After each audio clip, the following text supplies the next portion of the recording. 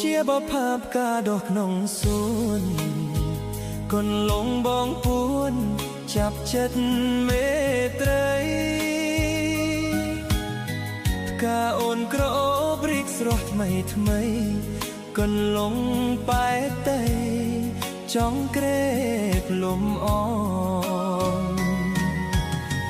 បើសិនបภาพកានៅទំនេរឲ្យបងសុំថែស្រោចទឹកផ្កាស្រីដាក់ជីបោចស្មៅបងនឹងពូនដីថែទាំផ្កាស្រីឲ្យរឹតតែស្រស់ផ្កាអើយផ្កាស្រស់សម្រស់ល្អឯងទ្រង់បងស្ទើបែក